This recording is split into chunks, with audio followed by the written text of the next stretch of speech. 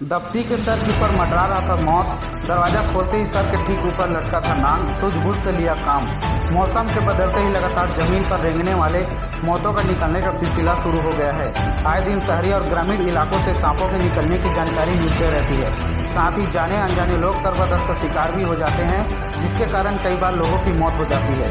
पर समय रहते अगर लोग अंधविश्वास के चक्कर में न पड़कर सीधे अस्पताल का रुख करें तो निश्चित ही सर्पदंश में होने वाली मौतों के आंकड़ों में कमी आएगी। साथ ही लोगों की जान बचाने का काम जिले के wild life rescue team Korba के कंधों पर भी बराबर बना हुआ है।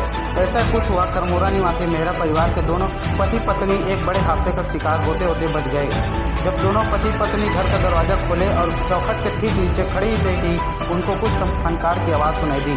उनको समझते देर नहीं लगा कि आसपास ही कहीं सांप है। दोनों बिना देर किए झट से अंदर हो गए और कोबरा सांप को ठीक बीचों बीच दरवाजे में बैठा देखा तो पति पत्नी के होश उड़ गए। डरे सहमे दफ्ती के घर बाकी लोगों को आवाज़ दिया। चीख पुकार सुनकर घर वाले हाल में दौड़ आए, जिसके बाद घर वालों ने बिना देरी के इसकी जानकारी wild life rescue team one विभाग सदस्य जितेंद्र सारथी को दिया, जिस पर सारथी ने सांप को देखने रहने की बात कही। पर वही घर वाले इतना डरे गए थे कि दरवाजा ही बंद कर दिया ताकि कहीं सांप अंदर न प्रवेश करे। थोड़ी देर पश्चात जितेंद्र सारथी अपने टीम मेंबर राजू वर्मा के साथ पहुंचे और रेस्क्यू ऑपरेशन चालू किया। दरवाजे के ऊपर गुस्से से फन फैलाए बैठे 5 फीट लंबा कोबरा नाग सांप को सुरक्षित तरीके से रेस्क्यू कर डिब्बे में बंद किया गया। तब जाकर कहीं घर वालों ने राहत की सांस भरी लिया और रेस्क्यू टीम का धन्यवाद ज्ञापित किया।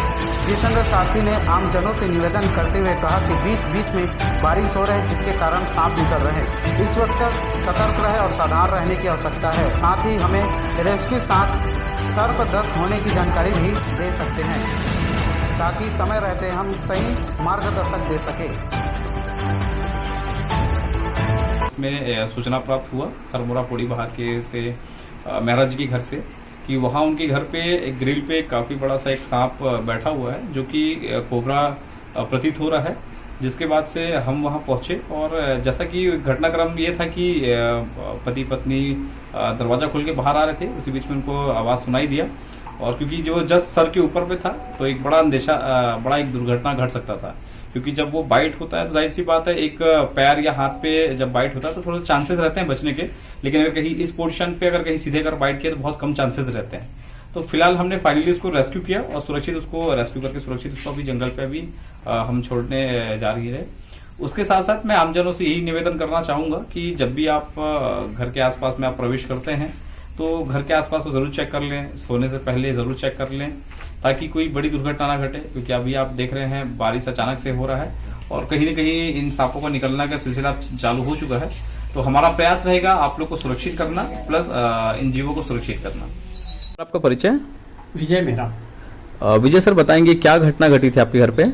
हम लोग जैसे ही मार्केट से घर में आए, जैसे ही ताला खोले घर का जैसे ही ताला खोले अंदर जाने वाले थे कि फुफकारने जैसी आवाज़ आई तो डर के मारे अंदर तो गए, लेकिन देखे कि थोड़ी देर तक वो सांप हमारे ऊपर में ही था, लेकिन हमको आभास नहीं था इस बात का।